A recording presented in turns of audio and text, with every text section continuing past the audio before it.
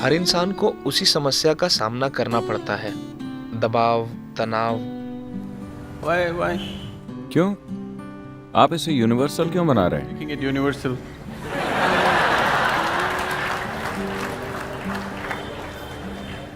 ये बस आपकी धारणा है। ठीक है, आप दबाव में हैं, तनाव में हैं, और क्या? एक और बात, यातना।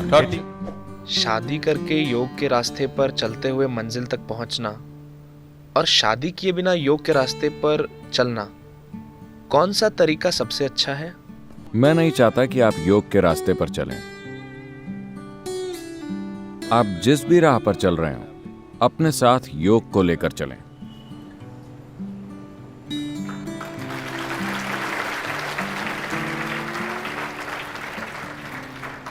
It will make वो उस राह को आसान और खूबसूरत बना देगा। चाहे आप उत्तर की ओर जाएं या दक्षिण की ओर, अगर अंधेरा होता है तो आप टॉर्च लेकर जाते हैं, है ना? उत्तर की ओर जाने वाले टॉर्च लेकर जाते हैं और दक्षिण की ओर जाने वाले अंधेरे के साथ चलते हैं। क्या ऐसा होता है? no.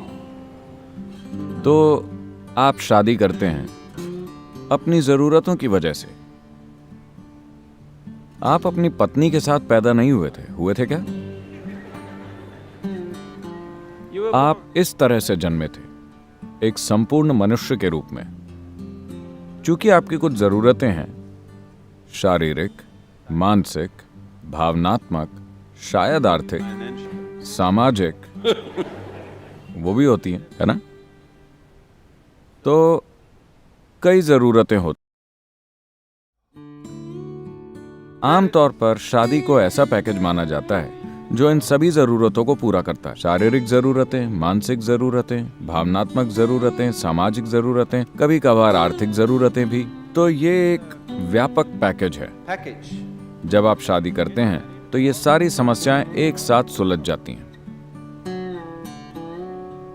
कभी कभार आपकी कुछ जरूरतों को पूरा करने से इनकार कर दिया जाता है, इसलिए आप दबाव, तनाव और यातना महसूस करते हैं।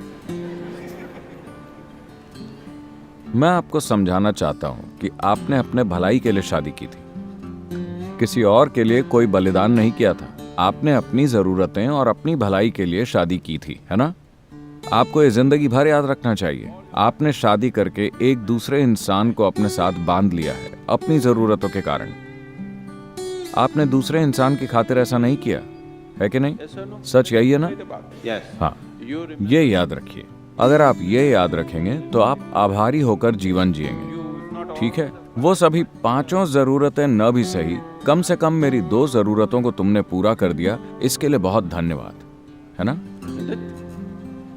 सभी पांचों जरूरतें हो सकता है कि उन्होंने ठीक से पूरी नहीं की, लेकिन कम से कम 2 या 3 को आपके पति या पत्नी पूरा करते हैं, है ना? उन्होंने किया कि नहीं किया? अगर उन्होंने कुछ भी पूरा नहीं किया होता तो मुझे नहीं लगता कि आप अब भी उनके साथ होते, है कि नहीं? Yes or no? अगर उन्होंने आपकी किसी भी जरूरत को पूरा नहीं किया होता तो मुझे नहीं लगता कि आप अब भी उनके साथ होते। वो कुछ जरूरतों को पूरा कर रहे हैं, हो सकता है कि कुछ जरूरतों को वो पूरा नहीं कर पा रहे। Well, आपके साथ भी ऐसा ही है। आप भी दूसरे व्यक्ति की हर जरूरत को पूरा नहीं कर पा रहे हैं। to the other person. कुछ को आप पूरा कर रहे हैं, कुछ को नहीं। ऐसा है कि नहीं? तो ये दबाव, तनाव और यातना इसीलिए बन गया है क्योंकि अभी तक आपने चाहे उसे जैसा भी बना दिया हो, उससे कोई फर्क नहीं पड़ता। अगर आप चाहें तो 3 दिनों में, चाहे आपकी स्थिति कितनी भी बुरी हो, 3 दिनों के भीतर आप उसे एक शांतिपूर्ण स्थिति में ला सकते हैं। अगर प्यार नहीं, अगर आनंद नहीं, तो कम से कम एक शांतिपूर्ण स्थिति आप 3 दिन के भीतर ला सकते हैं, अगर आप इसके लिए 100% इच्छुक हो, Yes or no? है कि नहीं? कम से कम आप चुप तो हो ही सकते हैं। Simply. चाहे कुछ भी हो जाए, शांति छा जाएगी और हो सकता है कि उन्हें ये पसंद आए। So, don't walk. योग के रास्ते पर मत चलिए, रास्ते चाहे कोई भी हो, आप अपने साथ योग को लेकर चलिए। अगर आप योग को अपने साथ लेकर चलते हैं तो वो आपके रास्ते को रोशन कर देगा, चाहे आपने कोई भी रास्ता चुना हो। You have chosen. आपने अपना रास्ता अपनी जरूरतों के कारण चुना है। अगर आप ऐसा कर चुके हैं तो ये आपके ऊपर है। जिन लोगों ने ये नहीं किया है मैं चाहूंगा कि आप अपना रास्ता अपनी मजबूरियों के कारण नहीं, बल्कि अपनी चेतन जरूरतों के आधार पर चुनें।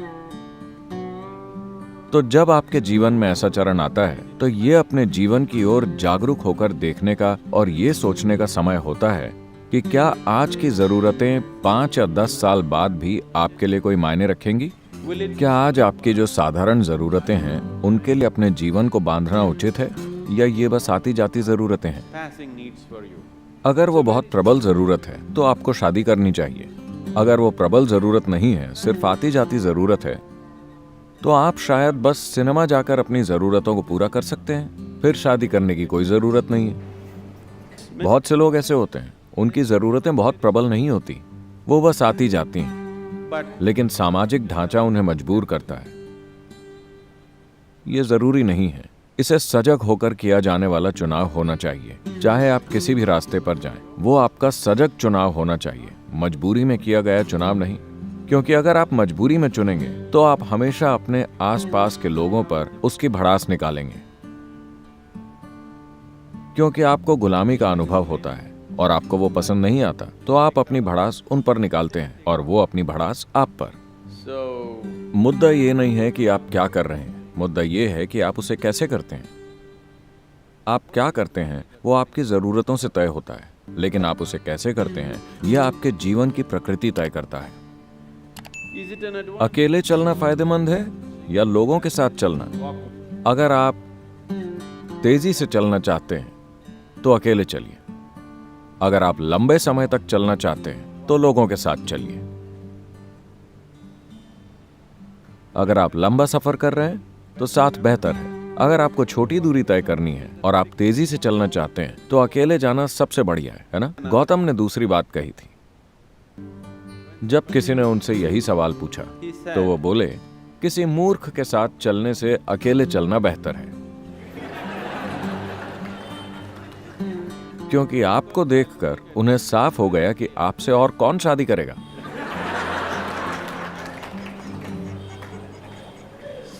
so that is Gautam. तो ये गौतम के काम करने का तरीका था। वो हमेशा लोगों को किसी का साथ लेने के लिए मना करते थे। उनका कहना था, ये जीवन एक छोटा सा सफर है, आपको साथ किस लिए चाहिए? Need company. जब आप इस शरीर को छोड़ेंगे तो वो एक लंबा सफर है, वहां मैं रहूंगा। ये उनकी पेशकश है। This is the offer. लेकिन आपको लगता है कि जीवन लंबा है, इसलिए शायद आपको साथ की जरूरत है। अगर आपको साथ की जरूरत है तो आप उसे अपना सकते हैं, लेकिन आप इस साथ को कैसे निभाते हैं ये बहुत महत्वपूर्ण है। अगर आप समझदारी से उसे निभाना चाहते हैं तो एक सबसे महत्वपूर्ण चीज आपको ये करनी है, खासकर अपने बच्चों के साथ ये करना ही है, कि आपका मानसिक और भावनात्मक ढांचा जीवन के मूल सत्य पर आधारित हो। Basic fact of life. जीवन का मूल सत्य ये है कि आप नश्वर हैं। आपका मानसिक और भावनात्मक ढांचा आपकी नश्वरता के इर्द गिर्द बनाया जाना चाहिए। Mortality. यह सबसे महत्वपूर्ण है। अगर आप लगातार इसके बारे में जागरूक हैं कि ये एक छोटा सा जीवन है, किसी भी पल आपकी मौत हो सकती है, तो आप अपने जीवन को एक खास तरीके से व्यवस्थित करेंगे और चलाएंगे। जब आपको पता है कि समय तेजी से निकल रहा है, किसी भी पल आप ढेर हो सकते हैं, तो आपके पास किसी से नाराज होने का समय ही नहीं है ना? आपके पास यहाँ किसी से लड़ने का समय नहीं है। आपके पास लंबे समय तक हताश होकर बैठने का समय नहीं है, Long period of time. क्योंकि टिक टिक टिक टिक ये निकलता जा रहा है। चूंकि आपका मानसिक ढांचा आपकी अमरता के इर्द गिर्द बनाया गया है, इसीलिए आपके पास ढेर सारा समय है लड़ने, हताश होने, निराश होने, कुढ़ने, गुस्सा होने के लिए। आपके पास ढेर सारा समय है। इसलिए ये बहुत ही महत्वपूर्ण है कि हर कोई अपना मानसिक और भावनात्मक ढांचा हमारे अस्तित्व की नश्वरता के इर्द गिर्द बनाए। आखिर आप पिछली पीढ़ी से बेटन लेकर अगली पीढ़ी तक पहुंचाने वाले कैरियर भर हैं, है ना? For a brief कुछ time, समय के लिए ये दुनिया आपके हाथों में होती है, उसके बाद वो किसी और के पास चली जाती है। आप देखेंगे कि पिछली पीढ़ी से बेटन लेने की प्रक्रिया सबसे भद्दे तरीके से होती है।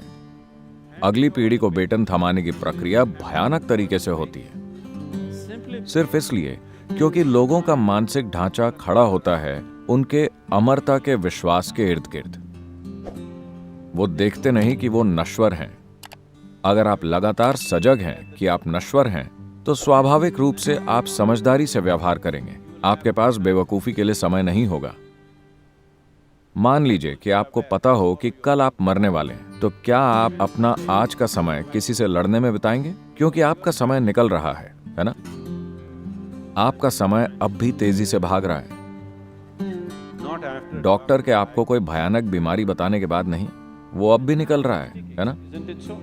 अगर आप इसकी संभावना को जानना चाहते हैं, इसकी विशालता को जानना चाहते हैं, तो समय बहुत तेजी से भाग रहा है। और समय एक बहुत ही सापेक्ष या रिलेटिव अनुभव है। अगर आप खुश और आनंदित हैं, तो चाहे आप 100 साल जिएं, ये बहुत छोटा जीवन होगा, पल भर में निकल जाएगा। तो इस छोटे से जीवन में आपको समय कहाँ मिलता है? दबाव, तनाव और यातना के लिए? मुझे नहीं पता कि आपको कैसे समय मिलता है। ऐसा सिर्फ इसलिए होता है क्योंकि आप खुद को अमर समझते हैं। यह आपकी सबसे बड़ी गलती है। ये एक छोटा सा सफर है। आपको इसे जितना हो सके गरिमामय और आनंद से भरा बनाना चाहिए। अगर आप ब्रह्मांड को नहीं जानते, तो कम से कम जीवन के इस अंश को जानना चाहिए। मरने से पहले हर किसी के साथ ऐसा होना ही चाहिए।